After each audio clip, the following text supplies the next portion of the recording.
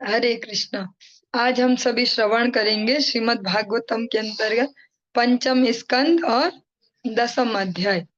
इसमें भी दसम श्लोक से नंबर 10 श्लोक से आज हम प्रारंभ करने जा रहे हैं। ओम नमो भगवते वासुदेवाय। ओम नमो भगवते वासुदेवाय। ओम नमो भगवते वासुदेवाय। हम जो प्रसंग सुन रहे हैं बहुत ही महत्वपूर्ण प्रसंग है श्रीमद् भागवतम का। अ, जड़ भरत और महाराज रहुगण इनकी आपस में जो बातचीत है उसको हम श्रवण कर रहे हैं। इस एक प्रसंग को भी अगर कोई ठीक से समझ पाए तो फिर अपने जीवन के उद्देश्य को भी समझ पाएगा और जीवन सरल हो जाएगा जीने के लिए। स्थाल्यं कार्श्यं व्याधय आधयश्च श्रुतिंग भयं किलिरिच्छा जरा च निद्रा रतिर्मन्यु रहन्मदः शुच देहे न जातस्य हिमेन संति। मोटापा, मोटा होना, स्थूल काय होना, स्थूल मतलब मोटा होना, दुबलापन, कष्ट, भूख प्यास, भय, कलह, भौतिक सुख की कामना, बुढ़ापा, निद्रा, भौतिक पदार्थों में आसक्ति, क्रोध, शोक, मोह तथा देहाभिमान, ये सभी आत्मा के भौतिक आवरण के रूपांतर हैं। जो व्यक्ति देहात्म बुद्धि में लीन रहता है वही इनसे प्रभावित होता है, किंतु मैं तो समस्त प्रकार की देहात्म बुद्धि से मुक्त हूँ। फलतः मैं न तो मोटा हूँ न पतला, न ही वह सब जो आपने मेरे संबंध में कहा है। जड़ भरत जी राजा रहुगण के व्यंग के बाद ये सब उन्हें बता रहे हैं, जब उनके शरीर को लेके, स्थिति को लेके व्यंग कर रहे थे।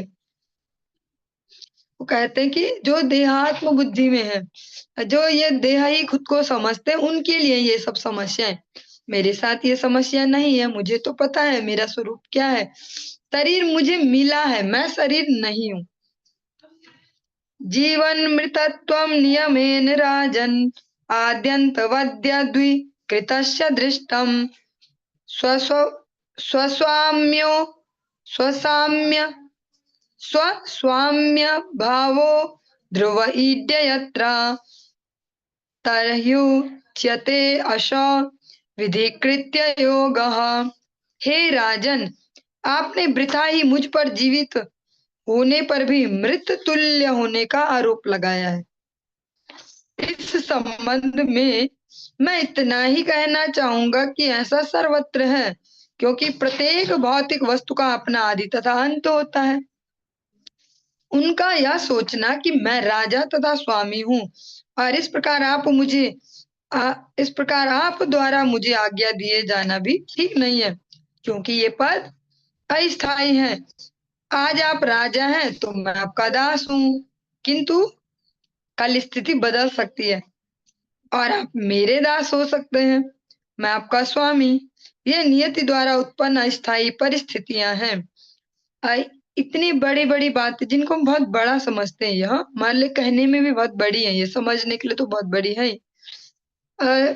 जड़ भरत जी इतने इजीली इसको कह रहे हैं, क्यों? क्योंकि एक्सपीरियंस लिया है उन्होंने इसका। उन्हें खुद की, कभी मैं पूरा सम्राट था, राजा नहीं सम्राट, पूरी पृथ्वी का सम्राट, इसके नीचे बहुत सारे राजा होते हैं। और उसके बाद मैं हिरण की योनि में भी चला गया, आज मैं इस प्रकार से हूँ। तो ये सब अस्थायी, उन्होंने इसको सच में एक्सपीरियंस करके समझा है। हम तो इसको शब्दों में रटते और बोल सकते हैं ऐसे, तो वो इसीलिए राजा रघुगण को समझा रहे हैं। जो आप बोल रहे हो ना कि मैं जीते जी भी मरे हुए के समान हूँ, ऐसा ये गलत है, क्योंकि ऐसा तो सब जगह ही है, कुछ भी स्थायी नहीं है। आज तुम राजा हो इसलिए तुम यहाँ आदेश दे रहे हो, कल हो सकता है उल्टा हो जाए, मैं हो जाऊं और तुम मेरे दास हो जाओ। हाँ, ये सब अस्थायी परिस्थितियां हैं। विशेष बुद्धिर्विवरम मनाक च पश्याम यन्न व्यवहारतो अन्यत् का ईश्वरस्तत्र किमीशितव्यम तथापि राजन करवाम किम ते। हे राजन, यदि आप अब भी यह सोचते हैं कि आप राजा हैं और मैं आपका दास हूँ, तो आप आज्ञा दें, मुझे आपकी आज्ञा का पालन करना होगा। तो मैं यह कह सकता हूँ कि यह अंतर क्षणिक है और व्यवहार या परंपरावश होता है। मुझे इसका अन्य कोई कारण नहीं दिखाई पड़ता। उस दशा में कौन स्वामी और कौन दास? प्रत्येक प्राणी भौतिक प्रकृति के नियमों द्वारा प्रेरित है। अतः न तो कोई स्वामी है न कोई दास है। इतने पर भी यदि आप सोचते हैं कि मैं आपका दास हूँ, आप मेरे स्वामी, तो मैं इसे स्वीकार कर लूंगा। कृपया आज्ञा दें, मैं आपकी क्या सेवा करूं? वो भी जानते ना कि इसमें बुद्धि तो है ही। जब ठीक से कोई समझाएगा तो बैठेगा बुद्धि। तो कहते हैं कि देखो, अगर आपको लगता है आप राजा हो, मैं नौकर हूँ, आपका सेवक हूँ, तो आप मुझे कोई भी आज्ञा दे दो। फिर भी मैं कह रहा हूँ एक बार कि ये सब क्षणिक है, ये कभी भी बदल सकता है। ऐसा नहीं है कुछ भी कि कोई परमानेंटली स्वामी है, कोई परमानेंटली सेवक है। हाँ, ये सब तो भौतिक प्रकृति के द्वारा कंट्रोल्ड है, कभी ऊपर कभी नीचे, ऐसा चलता रहता है। फिर भी अगर आपको ऐसा ही लगता है कि आप स्वामी हो, मैं सेवक हूँ, तो आप कुछ भी ऑर्डर दो, मैं मान लूंगा। थोड़ा सा हम इसको ऐसे भी समझ पाएंगे, जैसे अनेक बार हम अपने जीवनों में, जब हमको मनुष्यों को ठीक से आध्यात्मिक शिक्षा नहीं मिलती ना बचपन से, और ठीक तरीके से कोई एक्सप्लेन करके एप्लीकेबल वे में, जब हमें ऐसी आध्यात्मिक शिक्षा नहीं मिलती, केवल ऐसी मिलती है, हाँ हाँ, हम यहाँ जन्म मिला हमको इस संस्कृति में, सुबह शाम थोड़ी घंटी बजा दो, दिया जला दो। अब तो वो भी नहीं है। ये भी कुछ समय पहले तक ही था कि नॉर्मली सारे जो सनातन धर्म के अंतर्गत जन्म मिला है, नॉर्मली दिया जलाते थे सुबह शाम। अब वो भी नहीं है। अब अधिकतर देख सकते हैं लोग शाम को घूम रहे होते हैं, सुबह या तो सो रहे होते हैं उस टाइम पे, और फिर भगदड़ में लग जाते हैं, ऑफिस स्कूल और ये सब बस इस भगदड़ में।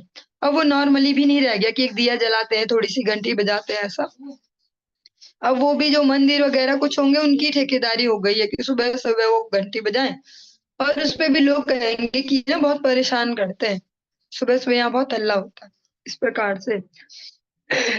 लेकिन हम ऐसे भी समझ पाएंगे कि जब भी हम किसी को दोष देते हैं ना कि इसके कारण मेरा जीवन ऐसा है, इसकी वजह से ऐसा ऐसा, पर ऐसा नहीं है वैसे।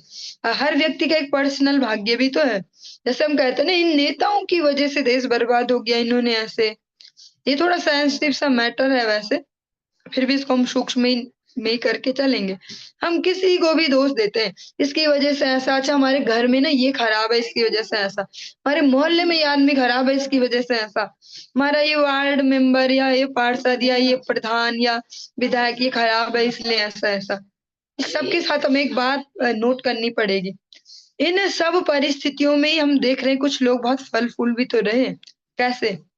सबके अपने अपने भाग्य भी हैं। ये भी बाहर की परिस्थितियां भी बहुत बड़ा रोल प्ले कर रही है, इसमें भी कोई अ, वो दो राय नहीं है। लेकिन हम सबका एक पर्सनल भाग्य भी तो है, हम क्यों ना उसको उदय करें। जिस प्रकार से मनुष्य जीवन शैली को तय करता है, चूज करता है, जीवन में कैसा जीऊंगा, मेरे जीवन का लक्ष्य क्या होगा, इस प्रकार उस जो उसने तय किया उसके हिसाब से भी तो उसका भाग्य है। एक थोड़ा अजीब सा लगने वाला एग्जाम्पल लेंगे, हाँ बहुत अजीब सा ही है वो, आज के समय में जिसको भी देंगे वो दो जूते ही मारेगा, ऐसे आराम से मार सकता है। जैसे आज के समय में लोग अपने बड़े बड़े गांव को छोड़ के और गांव में बड़े बड़े घर छोड़ के उनको खंडर बना के शहरों की ओर जा रहे हैं, जो आसपास जो भी नजदीक में बाजार हो वहां जाए, वह किराए में रहेंगे और बोलेंगे बच्चे पढ़ाने के लिए आए हम, है ना। बच्चे पढ़ाने के लिए आए, तो किराए में जाएंगे तो फिर वहां इतना तो अफोर्ड नहीं कर पाएंगे, घर जैसा पूरा गांव में बड़ा बड़ा घर है ऐसा खरीद पाए। तो वही करेंगे, एक कमरा, ज्यादा से ज्यादा, ज्यादा बजट है तो दो कमरे, दो कमरे किचन, और उसमें भी सुनते रहेंगे, जो उसके ओनर होंगे उनके भी अपनी कंडीशन होंगी, उनको भी सुनेंगे, और फिर हर चीज के लिए डिपेंडेंसी होगी। पानी का भी इतना इतना ऐसा बिल भरो, जो जो भी अलग अलग एंगल से आप सभी खुद समझ पाएंगे, मैं शायद उतने अच्छे से एक्सप्लेन ना कर पाऊँ। और सब्जी भी हम खरीद खरीद के खाएंगे, फिर डर डर के खाएंगे, इतने रुपए किलो ऐसे चल रहा, रे हाथ भी नहीं रख पा रहे, सब्जियां ना ऐसी जा रही, 40 रुपए किलो, किलो नहीं पाव भर चल रही, 250 ग्राम है, इतने 40 रुपए 50 रुपए ऐसे, और खा नहीं पा रहे ऐसे। तो अगर हम, ये छोटा सा ही एग्जाम्पल है, ज्यादा में नहीं जाएंगे। अनेक प्रकार के एग्जाम्पल तो बहुत सारे हो सकते हैं, पर ये छोटा सा, इतने में अपना पर्सनली भाग्य खुद ही तो खराब कर लिया उस व्यक्ति ने एक चॉइस में। न तो वो इसी प्रकार से शिक्षा भी हो पाएगी कि हाँ भैया वो जीवन के हर एक्सपेक्ट को समझ रहा, केवल एक किताबों वाली शिक्षा हो पा रही है, और उसमें भी कितने की जो सबके सभी फर्स्ट आ रहे हैं उस लेवल पे ही समझ पा रहे हैं।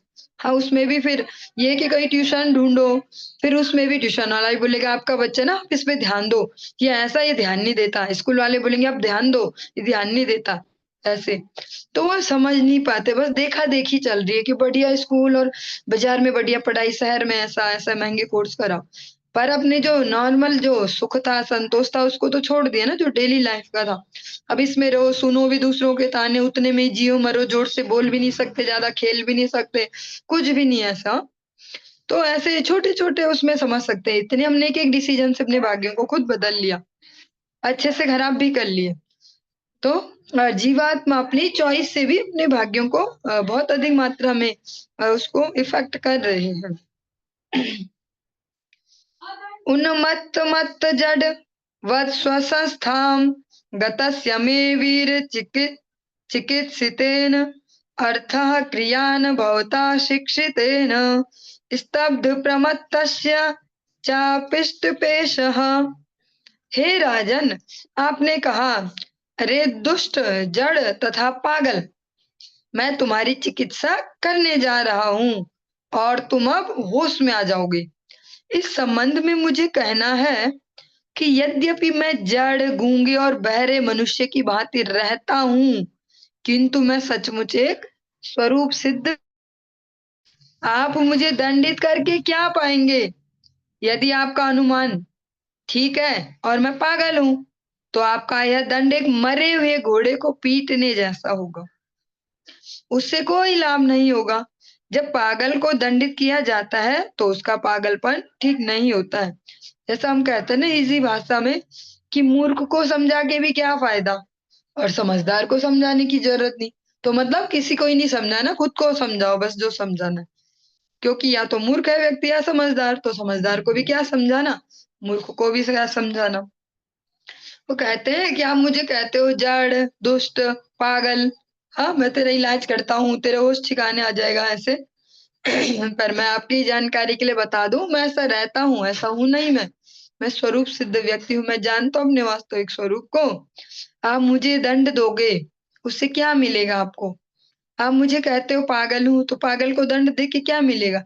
जैसे नॉर्मली भी हमें यही तो सिखाया जाता है, अरे पागल के मुंह क्या लगना, पागल को छेड़ के क्या करना है ऐसे। मरा हुआ कोई घोड़ा है, कोई उसको पीटे, बहुत पीटे, तो क्या वो दौड़ लगा लेगा? नहीं लगाएगा। ऐसे ही पागल को कितनी चिकित्सा कर लो, पागल तो पागल ही रहेगा, उसका पागलपन ठीक नहीं होगा, आपका कोई फायदा नहीं होगा इस सब से। श्री शुक उवाच, और वो जो पिछला प्रसंग हमने वो छोड़ा, ये जैसे भाग्य कह रहे थे, हम दूसरों को दोष दे पाते हैं, किसकी वजह से हो रहा है, सरकारें ऐसी वैसी, जो हमारे छोटे छोटे डिसीजन है ना, जैसे हमने घरों को, जो लोग गाँव को छोड़ के शहरों की ओर भागे, तो कह सकते हैं उसमें बहुत बड़ा लेवल तो भाग्य का उन्होंने खुद ही खराब किया, उसमें कोई नेता और कोई भी फैमिली मेंबर या कोई क्या कर सकता है। अगर वो अपनी उन परिस्थितियों में रहते तो साफ सुथरा हवा पानी लेते और ठीक से अपनी उगाई पेट भर के कुछ खा भी पाते, मेहनत करते, तो जैसा कोरोना में सबने किया ही, शहरों से लौट लौट के गाँव में आए, फिर उसमें बहुत सारे लोगों ने जीवन को परिवर्तित भी किया। और थोड़ा सा अगर सेंसिटिव बुद्धि खुद ही चलाएं, पढ़े लिखे ना भी हो पर एक सेंसिटिव बुद्धि होना लगे, साक्षर होना लगे और समझदार होना लगे। अगर माता पिता बुद्धिमान है, पढ़े लिखे ना भी हो, फिर भी वो ठीक से गाइड कर सकते हैं संतानों को, उसमें फिर ज्यादा वो भी नहीं है। आज की डेट में सब जगह सब सुविधाएं भी हैं, चाहे वो कहीं भी है। तो इस छोटे छोटे उनके लिए हम जब दूसरों को दोष देते हैं, तो हम फिर शांत हो जाते हैं, क्या इसकी गलती है, मेरा जीवन ऐसा है तो इसकी गलती, अब क्या कर सकते हैं। लेकिन जब हम समझेंगे सूक्ष्मता से, जो चॉइसेस है, अपने डिसीजन है, अपने व्यवहारों को देखेंगे, तो बहुत सारी समस्याएं दूर हो सकती हैं। जो हमारे जीवन में अधिकतर समस्या अपनी हमारी हैंडलिंग टैकलिंग इसकी वजह से भी है। सब ऐसे ही नहीं है कि देवताओं ने हमारे सर पे डाल लिए हैं कि ऐसा ही कुछ घोर कलयुग है इसलिए ही है। बहुत सारी चीजें अभी हम खुद भी सॉल्व कर सकते हैं। श्रीशुक उवाच एतावदनुवाद परिभाषया प्रत्युर प्रत्युदीर्य मुनिवर उपशमशील उपरतानात्म्य निमित्त उपभोगेन कर्मारब्धम व्यपनयन राजयानमपि तथोवाह। श्रील सुखदेव गोस्वामी ने कहा, हे महाराज परीक्षित, जब राजा रहुगण ने महान भक्त जड़ भरत को अपने कटु वचनों से मर्माहत किया तो उन शांत मुनिवर ने सब कुछ सहन कर लिया और समुचित उत्तर दिया। अज्ञानता का कारण देहात्म बुद्धि है, किंतु जड़ भरत उससे प्रभावित नहीं थे। अपनी स्वाभाविक विनम्रता के कारण, स्वाभाविक विनम्रता है, वहां पे एक्टिंग नहीं कर रहे, वो विनम्रता के कारण उन्होंने अपने आप को कभी भी महान भक्त नहीं माना और अपने पूर्व कर्म फल को भोगना स्वीकार किया। सामान्य मनुष्य की भांति उन्होंने सोचा कि वे पालकी ढोकर अपने पूर्व कृत्यों के फल को विनष्ट कर रहे हैं। ऐसा सोचकर वे पूर्वक पालकी लेकर चलने लगे। हाँ, ऐसा कहा उनको, और उसके बाद ये नहीं कि कंधे से छोड़ के और धड़ाम से नीचे गिरा दिया, ले तुझे ज्यादा ही पता है नहीं, फिर भी लेके चलने लगे, क्योंकि उनमें वो वाला कीड़ा नहीं घुसा था जो हम जैसों में अधिकतर घुस जाता। हाँ, आप सबको नहीं कह दी मैं कि हम हो गए भक्त, और उन्होंने नहीं माना था ये। उनको यही याद था कि मैंने ऐसा ऐसा किया है, मेरा ऐसे पतन हुआ। हर सेकंड वो इससे डर डर के चल रहे थे कि ठीक है, ये मेरे कर्मों का फल है, मुझे झेलना है, भोगना है, निपट के फिर आगे बढ़ेंगे। ऐसे शांति से चल रहे थे, इसलिए उन्होंने उसको आराम से उत्तर तो दिया, पर ये नहीं किया कि पालकी फेंको और निकल लो वहां से, ले तो ज्यादा ही बोलता है। हाँ, वो फिर से ढोते हुए उसको चलने लगे। सचापि पांडवेय सिंधु सौवीर पतिस्तत्व जिज्ञासायाम सम्यक श्रद्धया धिकृताधिकारहृदया ग्रंथिमोचनम द्विजवच आश्रित्य बहुयोग ग्रंथ सम्मतम त्वरया वरुह्य शिरसा पादमूलमुपश्रितः क्षमापयन् विगत नृपदेव स्मय उवाच। श्रील सुखदेव गोस्वामी ने आगे कहा, हे श्रेष्ठ पांडुवंशी महाराज, परीक्षित को कह रहे हैं, सिंधु तथा सौवीर के राजा रहुगण की परम सत्य की चर्चाओं में बड़ी श्रद्धा थी। वो ऐसी चर्चाओं में रुचि लेते थे, वो जाते थे ऐसी चर्चाएं श्रवण करने। इस प्रकार सुयोग्य होने के कारण उसने जड़ भरत से वह दार्शनिक उपदेश सुना जिसकी संस्तुति सभी योग साधना के ग्रंथ करते हैं और जिससे हृदय में पड़ी गांठ ढीली पड़ती है।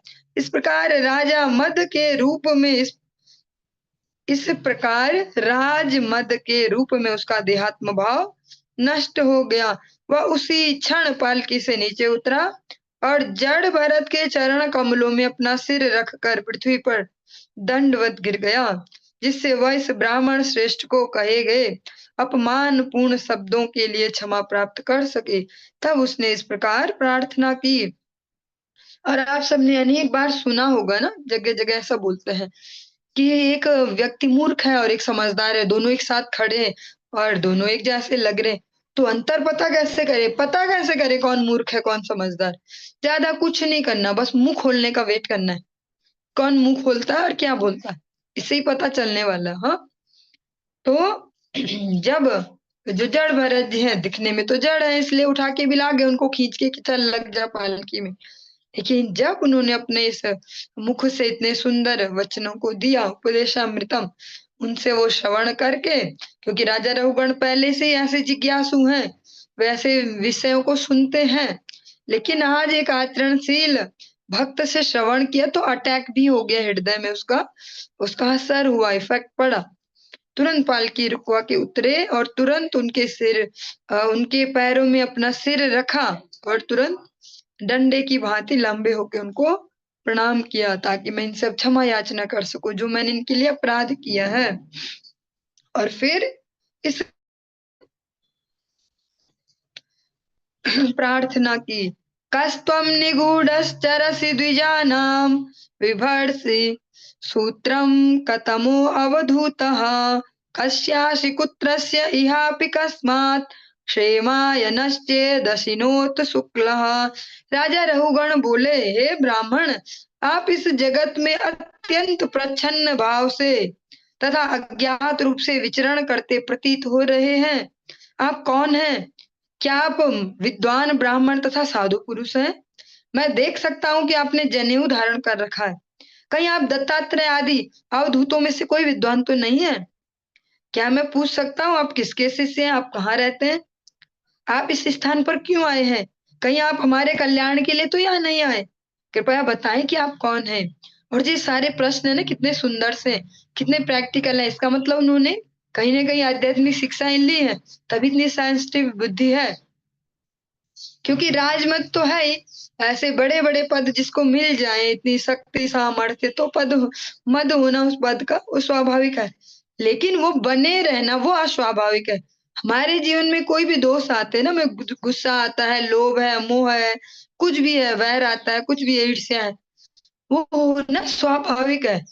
पर वो अगर लॉन्ग टर्म चल रहा है तब गड़बड़ है, तब वो अस्वाभाविक हो जाता है। क्योंकि कोई भी भावना अगर लॉन्ग टर्म हमारे साथ चल रही है तो भक्ति नहीं हो पाएगी। तब नाम जब ठीक से नहीं होगा, वही चिंतन चलेगा। हाँ, तो राजा रघुगण थोड़ी देर के लिए तो थे उस पद के मद में, और कहते हैं कि तू ऐसा मोटा ताजा ऐसा सब कुछ उल्टा पुल्टा बोला, लेकिन उनसे सुनने के बाद अब उनकी सेंसिटिव बुद्धि खुल गई, और वे कहते हैं ब्राह्मण। क्योंकि जो विद्वान है उनको ब्राह्मण कैटेगरी दी है, जो भगवत तत्व को जानते हैं। ब्रह्म जानाति इति ब्राह्मण। आप अत्यंत प्रच्छन्न, प्रच्छन्न में अव्यक्त रूप से, अस्पष्ट रूप से छुप के चल रहे हैं। जैसे शंकराचार्य जी के लिए कहा जाता है कि भोलेनाथ ने प्रच्छन्न रूप से शंकराचार्य जी के वेश में आए और सबको जो नास्तिक हैं, असुरवाद वाले, उनको भ्रमित किया। हाँ, इस प्रकार से सिद्धांत, लेकिन उन्होंने इस प्रकार से किया, लेकिन फाइनली शंकराचार्य जी की जो भज गोविंदम वाली स्तुति है, उसमें तो उन्होंने क्लियरली बताया है ना कि भज गोविंदम, गोविंदम ही भज। और जो हम अधिकतर सुनते हैं ना, पुनरपि जननम पुनरपि मरणम पुनरपि जननी जठरे सैनम, वो भी इसी से ही लिया गया है, इसी से इसको बोला जाता है। तो वो भी प्रच्छन्न भाव से आए, है तो साक्षात भोलेनाथ, लेकिन इस प्रकार से आए कि नास्तिक लोग मोहित हो गए। मायावाद को इस प्रकार से उन्होंने फैलाया, इस प्रकार से उसका प्रसार किया। ऐसे ही यहाँ पर कहा जा रहा है, हे ब्राह्मण, आप इस जगत में अत्यंत प्रच्छन्न भाव से, छुपे हुए छद्म रूप से चल रहे हो, अज्ञात रूप से विचरण कर रहे हो। हाँ, आप कौन हो? आप क्या कोई विद्वान ब्राह्मण हो या कोई साधु हो? मैं देख रहा हूँ यज्ञोपवीत है आपके कंधे पे, जनेऊ धारण कर रखा है। क्या आप दत्तात्रेय आदि अवधूतों जैसे तो नहीं हो? क्योंकि दत्तात्रेय जी का हमने प्रसंग सुना था ना, वो भी ऐसे ही चलते थे, शारीरिक अशुद्धियां लेके और अलग अलग से ऐसा आचरण। तो कहते कि आप उनमें से तो कोई नहीं हो, या उस परंपरा में से तो नहीं हो। हाँ, मैं आपसे जान सकता हूँ आप किसके शिष्य हैं या किसके पुत्र हैं, मतलब किस परंपरा से आप बिलोंग करते हैं, मैं ये जान सकता हूँ? आप कहाँ रहते हैं और आप यहाँ क्यों आए हैं? क्या मेरे जैसों का मंगल करने के लिए या मेरा ही मंगल करने के लिए आए हैं? मुझे बताइए आप हो कौन?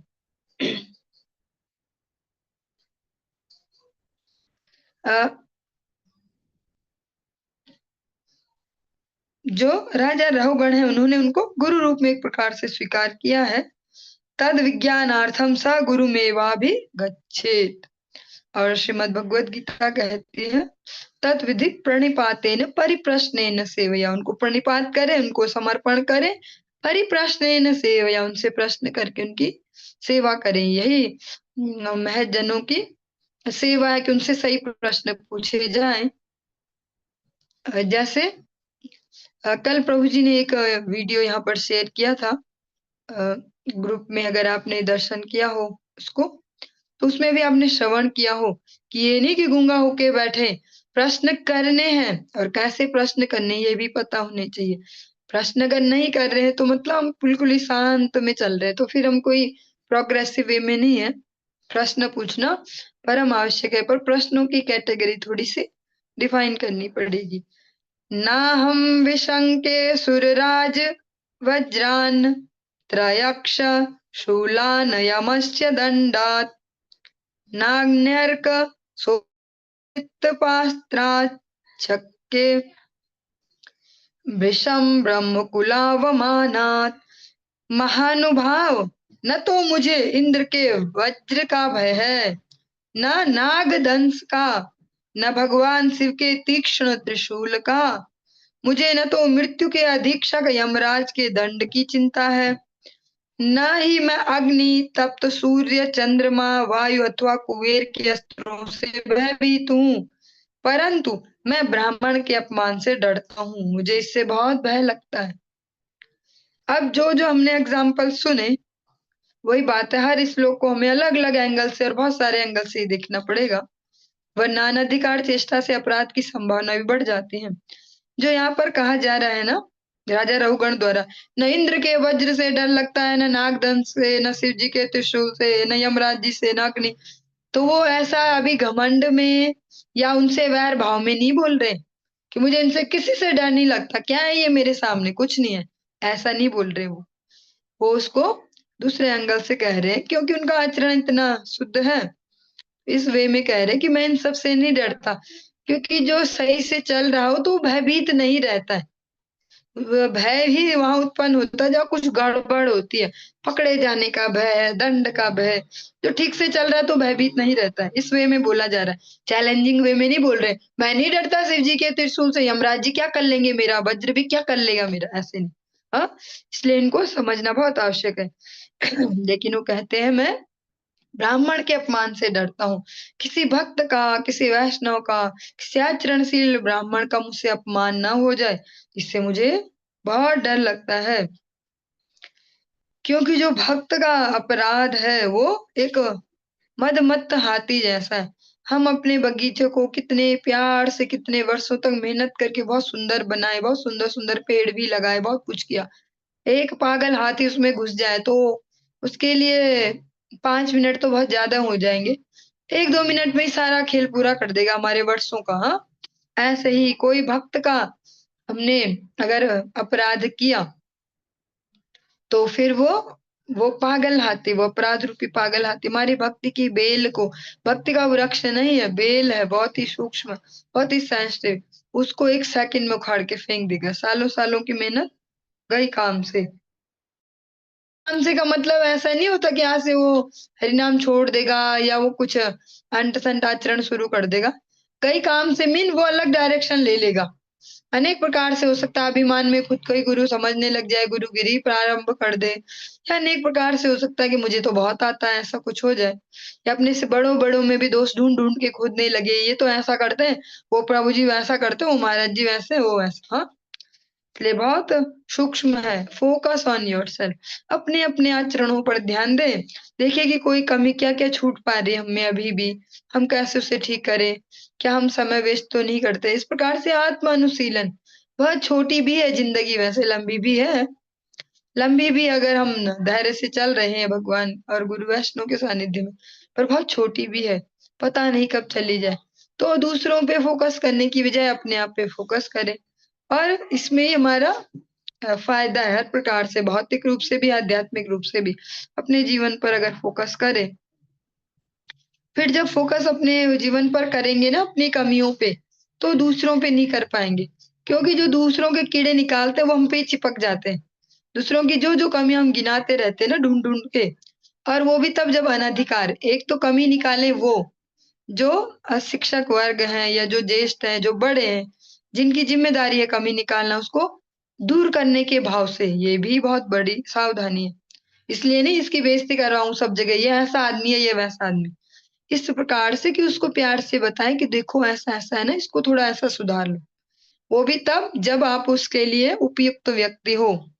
कमियां निकालने से पहले देखिए हम किस में निकाल रहे हैं, क्या मेरा अधिकार है इसकी कमियां ढूंढने का या ऐसा करने का, उसके बाद, वरना आत्म अनुशीलन करें, आत्म अनुसंधान करें, आत्म जो है परिष्कार करें, हम अपने आप को ही ठीक करते जाएं, खुद को ही सजाते सजाते जाएं, जैसे प्रैक्टिकली जगत में कोई दूसरे का मेकअप नहीं करता। अरे आओ आओ, सारे घर वालों को बुला के अब तू भी आ जा, तुझे भी ठीक ठाक बनाता हूँ, तू भी आ जा, अब तुझे भी नहीं। अपना अपना अपने अपने शीशे पे सब लगे रहते हैं, ऐसा तैसा। हाँ, ऐसे ही आध्यात्मिक जीवन में पहले अपने को सुंदर सजाएं, सुंदर सुंदर गुण, सुंदर सुंदर आचरण, ऐसे ऐसे दूसरों के कीड़े ना निकालते रहे। आध्यात्मिक जीवन में बहुत बड़ी गड़बड़ है ये, दूसरे के कीड़े निकालना। चलिए, तद ब्रूह्य संगो जड़वन्निगूढ़ विज्ञान वीर्यो विचरस्य वचांसि योग ग्रथितानि साधो न नः शमन्ते मनसापि भेत्तुम। हे महाशय, ऐसा प्रतीत होता है कि आपके महान आध्यात्मिक ज्ञान का प्रभाव प्रच्छन्न है, ढका हुआ है। वास्तव में आप समस्त भौतिक संसर्ग से रहित हैं और परमेश्वर के विचार में पूर्णतया तल्लीन हैं। आप भौतिक संसर्ग से रहित है मीन्स वो घूम तो इसी दुनिया में रहे हैं, पर उन पे इफेक्ट नहीं हो रहा। वो देख रहे हैं बहुत ज्यादा मेहनतशील लोगों को जो गधे जैसी मेहनत करे अपने इंद्रिय तर्पण के लिए, पर उनसे इफेक्टेड नहीं हो रहे, डिप्रेशन में नहीं जा रहे। ये तो रात दिन लगा हुआ है, ये तो इतना कमा रहा है, ये ऐसे कर रहा, मैं तो बस कुछ नहीं कर पा रहा, ऐसे डिप्रेशन में नहीं जा रहे। दूसरे को देख के अपने जीवन को देख रहे हैं कि मैं किस वे में, और ये इतना बहुत है मेरे लिए। हाँ, भौतिक संसर्ग से रहित है मतलब अलग अलग प्रकार की सीन, ये तो एक प्रकार का एग्जाम्पल है। अलग अलग प्रकार से वो देख रहे हैं संपूर्ण जगत को, अलग अलग भावों को, विचारों को, परिस्थितियों को, उनसे प्रभावित नहीं हो रहे। संसर्ग से रहित है मीन्स उनके इफेक्ट से इफेक्टलेस है और परमेश्वर के विचार में पूर्णतया तल्लीन है। यो माम स्मरति नित्यशा, मेरे स्मरण में जो निरंतर है। इसलिए आपका आध्यात्मिक ज्ञान अनंत है। कृपया बतलाने का कष्ट करें कि आप जड़वत सर्वत्र क्यों घूम रहे हैं। अब ये बताओ कि आप ऐसे पागल जैसे, मूर्ख जैसा, बुद्धिहीन जैसा क्यों घूम रहे हो। हे साधु, आपने योग सम्मत वचन शब्द कहे हैं, किंतु हमारे लिए इनको समझ पाना संभव नहीं है। अतः कृपा करे करके इसे विस्तार से कहें। जैसे विदुर जी ने मैत्रेय मुनि से कहा था अनेक अनेक प्रसंगों में, महाराज पृथु के संदर्भ में भी, ध्रुव महाराज के भी, कि आपने ना बहुत जल्दी जल्दी सुना दिया, थोड़ा सा एक्सप्लेन करो, मेरी समझ में नहीं आया। हाँ, ऐसा ही राजा प्राचीन बरहिसत जब नारद जी इनको उपदेश कर रहे थे, तो उन्होंने भी नारद जी को यही बोला, आपने समझा तो दिया ना, ऐसे घुमा फिरा के ये वो, पर समझ में नहीं आया, थोड़ा सा और सरल कर दो। हाँ, ये यहाँ पर राजा रघुगण भी कहते हैं कि आप समझा तो बढ़िया रहे हो, शब्द तो ये बढ़िया लग रहे कि ऐसे कुछ सिद्धांत वाले, पर समझ में नहीं आ रहा, मेरी बुद्धि नहीं है उस लेवल पे, थोड़ा सा आप इनको सरल करके मुझे बताएं। अहम विदां मुनीनां परमं गुरुं वै प्रष्टुं प्रवृत्तः किमिहारणं तत् साक्षाद्धरिं ज्ञान कलावतीर्णम। मैं आपको योग शक्ति का प्रतिष्ठित स्वामी मानता हूँ।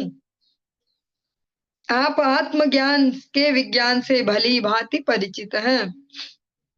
आप सभी साधुओं में अत्यंत उच्चस्त हैं और आप समस्त मानव समाज के कल्याण के लिए अवतरित हुए हैं। आप आत्मज्ञान प्रदान करने आए हैं और ईश्वर के अवतार तथा ज्ञान के अंश भगवान कपिल देव के साक्षात प्रतिनिधि हैं। अतः मैं आपसे पूछ रहा हूँ, हे गुरु, इस संसार में सर्वाधिक सुरक्षित आश्रय कौन सा है। अब वो सही जगह पे आ गए, सही तरीके से उनकी बुद्धि सही जगह पे आ गई। अब सही रूप से प्रश्न प्रारंभ हो गए। कहते हैं कि आप कपिल देव के, जिन्होंने सांख्य दर्शन का माता देवहूति को निमित्त बना के इस जगत को उपदेश किया, आप उनके साक्षात प्रतिनिधि हैं। अब मैं आपसे पूछता हूँ, क्या बहुत बढ़िया क्वेश्चन, सबसे सेफ जोन कौन सा है इस जगत में, बस जहाँ कुछ झंझट नहीं है, सबसे सेफेस्ट वे क्या है, सबसे जो इंश्योर्ड, जैसे हम कराते हैं ना लाइफ इंश्योरेंस, ऐसे ऐसे सबसे इंश्योर्ड जो है, सबसे सेफ वो क्या आश्रय है, किसका आश्रय लेने से सब झंझट खत्म, किसका आश्रय लेने से कोई डर नहीं है। हाँ, सब भवान लोक निरीक्षणार्थ मव्यक्त लिंगो विचरत्या पिश्वित योगेश्वराणाम गतिमंद बुद्धि कथम विचक्षित गृहानुबंध। क्या यह सच नहीं है? क्या पूर्ण पुरुषोत्तम भगवान के अवतार भगवान श्री कपिल के प्रत्यक्ष प्रतिनिधि हैं? मनुष्यों की परीक्षा लेने और यह देखने के लिए कि वास्तव में कौन मनुष्य है और कौन नहीं। थोड़ा डिफरेंट सा प्रसंग है। क्या कह रहे हैं? मनुष्यों की परीक्षा लेने और यह देखने कि वास्तव में कौन मनुष्य और कौन नहीं। आपने स्वयं को गूंगे तथा बहरे मनुष्य की भांति प्रस्तुत किया। आप ये चेक कर रहे हो गूंगा बहरा बन के कि मनुष्य है कौन और कौन नहीं है, जब कितने सारे तो मनुष्य ही दिख रहे हैं हमें। सब जगह जहीं जाओ वहीं भीड़, रेलवे स्टेशन जाओ कभी गलती से वहीं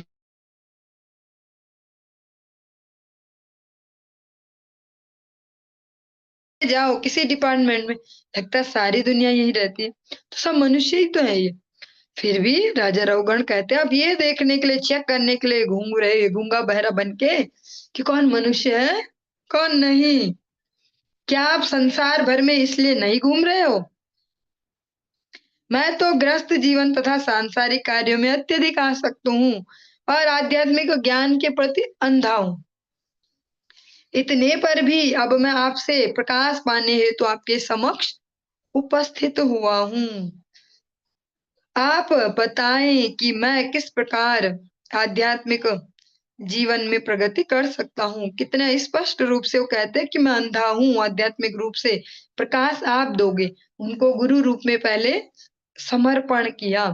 हम जब प्रणाम मंत्र बोलते हैं ना गुरुदेव का, ओम अज्ञान तिमिरांधस्य ज्ञानांजन शलाकया चक्षुन्मीलितम येन तस्मै श्री गुरुवे नमः। अज्ञान के अंधकार में जो ज्ञान की जो तिल्ली जला के हमारे लिए ला रहे हैं, जो इस प्रकार से उजाले को हमारे जीवन में प्रवेश करा रहे हैं, भक्ति का उजाला आध्यात्मिक जीवन का। इसी प्रकार से राजा रघुगण कहते हैं कि मैं आध्यात्मिक रूप से अंधा हूँ, आप मेरे लिए अब प्रकाश है। अब आप मुझे बताओ, आप मुझे बताओ कि इस आध्यात्मिक पथ पर मैं ठीक से कैसे चलूं, आगे कैसे बढ़ूं।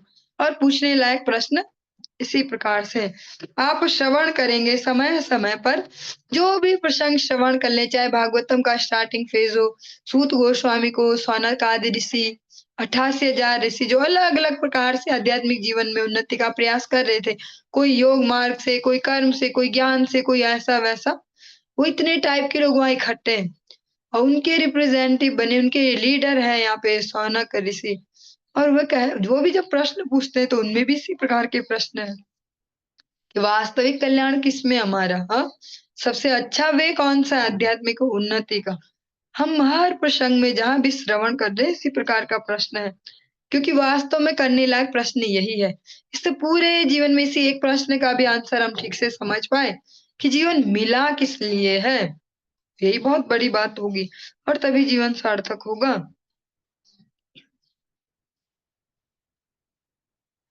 दृष्टः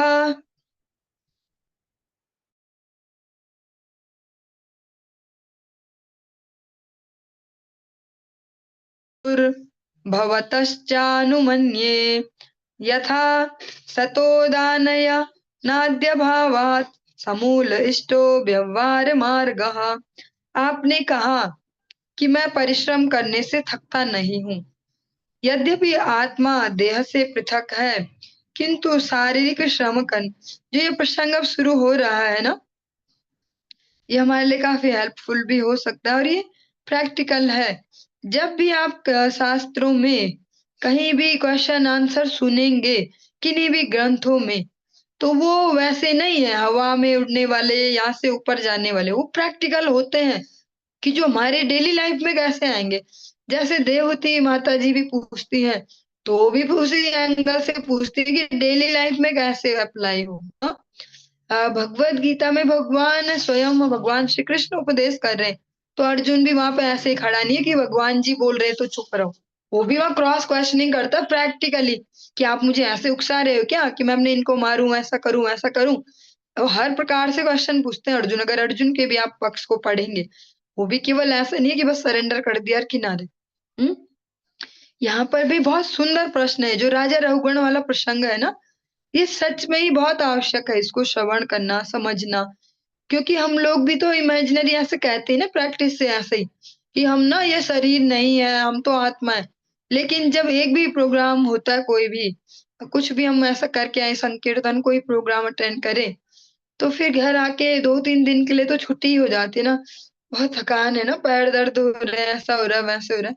ये मैं अपना पर्सनल एक्सपीरियंस कह रही हूँ, आप सबका नहीं, आप सब तो नॉर्मली लग ही जाते हो। मैं अपना ही कह रही हूँ। तो ऐसे सोचते हैं, इन सब के लिए ये बहुत सुंदर प्रसंग है ये। राजा रघुगण यहाँ पे प्रैक्टिकली अलग-अलग प्रकार से पूछ रहे हैं। आपने कहा कि मैं परिश्रम करने से थकता नहीं हूँ। यद्यपि आत्मा देह से पृथक है, किंतु शारीरिक श्रम करने से थकान लगती है और ऐसा प्रतीत होता है कि ये आत्मा की थकान है। ऐसे ही तो लगता है बस आफत आ गई, बहुत आफत आई, लगे रहे सुबह से ऐसा किया वैसा किया। हाँ? जब आप पालकी ले जा रहे होते हैं, तो निश्चय ही आत्मा को भी कुछ श्रम करना पड़ता होगा, ऐसा अनुमान है। आपने यह भी कहा है।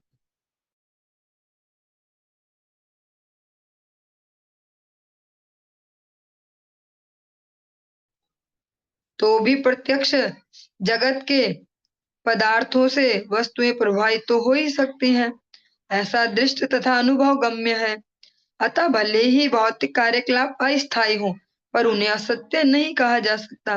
तो राजा रघुगण भी कोई मूर्ख व्यक्ति नहीं है, और कोई ऐसे भी नहीं कि वो हाँ जी कर दे। हाँ जी क्यों नहीं करेंगे? क्योंकि वो प्रैक्टिकल जीवन जी रहे हैं, प्रैक्टिकली राजा है, राजा के सारे कर्तव्य कर रहे हैं। वो एक डम्ब बुद्धि वाला ऐसा व्यक्ति नहीं, अंधविश्वासी सा, कि देखे कोई बाबा जी और जैसे ही देखे बस कपड़े देखे बाबा जी वाले और बाबा जी की जय हो, ऐसे ऐसे नहीं है वो। वो व्यक्ति से क्रॉस क्वेश्चनिंग करेंगे, देखेंगे इसके अंदर क्या क्या भरा पड़ा है, इसको सही से आध्यात्मिक जीवन पता भी कि नहीं, या केवल कपड़े बदले और आगे की बेटा तुम्हारा भला हो ऐसा और दे दो, पैसा दे दो। हाँ, ऐसे नहीं। तो बोलते कि हाँ, आप ठीक बोल रहे हो। आपने बोला कि मुझे नहीं होता कष्ट जब मैं पालकी ढोता हूँ, क्योंकि मैं आत्मा हूँ। पर ये आत्मा तो इतनी अच्छे से फिक्स्ड है ना, इस पे शरीर पे चिपकी तो है अच्छे से। तो जब शरीर को आफत आएगी तो कुछ आफत आत्मा को भी तो आती होगी। हुँ? और जो आप बोल रहे हो कि स्वामी सेवक हमेशा के लिए नहीं होते, कभी कोई बदल सकता है। आज तू है, कल मैं हो सकता है ऐसे। पर प्रैक्टिकल जगत में तो हम देख रहे हैं ना ऐसा है। ऐसा भी नहीं बोल सकते अस्थायी होगा, हो सकता है थोड़ी देर के लिए हो, पर झूठ तो नहीं है ना, इसको पूरा नेगलेक्ट तो नहीं कर सकते। अब कोई व्यक्ति कहीं जॉब करता हो, सर्विस करता हो, कोई किसी के घर में ही एज़ अ सेवक वर्क कर रहा हो और वो भक्ति की प्रैक्टिस कर रहा है और वो ये प्रसंग सुन ले और फिर वो जाए वहाँ अपने बॉस के पास ऑफिस में। क्या ज़्यादा ही बोलते रहते हो आप सर जी, हमेशा नहीं रहोगे आप ऐसे ही। हो सकता है कल को मैं बॉस बन जाऊँ, आप यहाँ आ जाओ। तो क्या होगा? उसको तुरंत भक्ति का रिजल्ट मिलेगा, फायर्ड। अब आप महान हो चुके, आप घर पे रहिए, भजन करिए। अब आप यहाँ मत आइए, ऐसा होगा ना? ऐसे राजा रघुगण भी कह रहे प्रैक्टिकली कि भैया आप बोल तो रहे हो ऐसे-ऐसे, लेकिन ये अस्थायी हो सकता है कि नॉट परमानेंट, पर झूठ तो नहीं है ना? है तो सही। हाँ? चलिए, इससे आगे का प्रसंग थोड़ा सेंसिटिव होगा, उसमें समय होगा, तो फिर आज उसको विस्तार नहीं हो पाएगा। इसको हम कल कंटिन्यू करेंगे। आज की कक्षा को विश्राम देते हैं। हरे कृष्णा।